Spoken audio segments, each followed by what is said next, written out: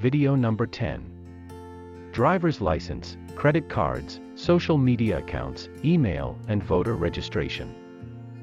Close credit card accounts. Contact customer service and tell the representative that you're closing the account on behalf of a deceased relative who had a sole account. You'll need a copy of the death certificate to do this. Keep records of accounts you close and inform the executor of any outstanding balances on the cards. Credit bureaus, as part of their regular reporting process, will also send card issuers an alert of the death. If you want credit accounts notified faster, contact them directly. Destroy credit cards to prevent loss, theft, and identity fraud. If the credit card account is shared with another person who intends to keep using it, keep the account open but notify the issuing bank of the passing so the deceased's name can be removed from the account.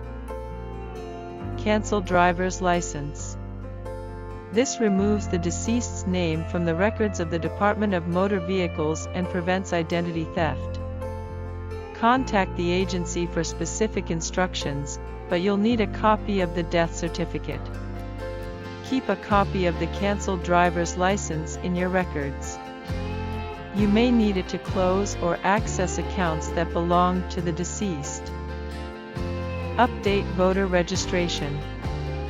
Contact your state or county directly to find out how to remove the deceased from the voting rolls. The rules vary by state. Some states get notifications from state and local agencies and will remove the deceased from voter registration rolls automatically. States will also remove voters if a relative notifies them of the death.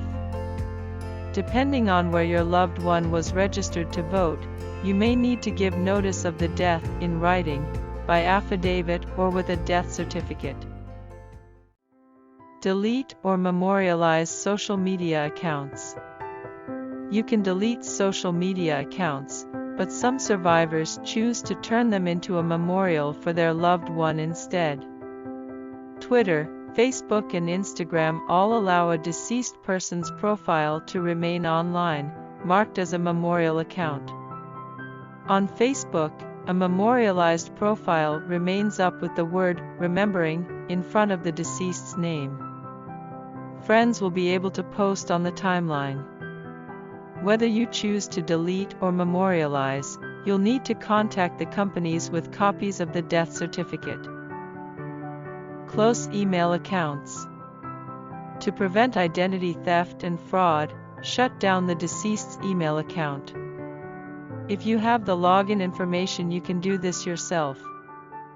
If not, you'll need copies of the death certificate to cancel the account.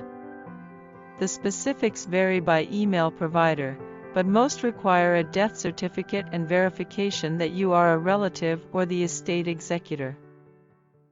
Many families and friends become overwhelmed and are in need of support and guidance when managing the unwanted, yet necessary steps that must be taken with the passing of a loved one. Monarch Funeral Home's licensed funeral directors Bill Savino and Karen Swab are always available to you for guidance and support in this most stressful and difficult time. If your native language is Spanish, Portuguese, or Creole, we'd like to introduce you to Delight Carrienge Savino, our multilanguage family support specialist. Se habla español. Falamos português. Nous parle créole.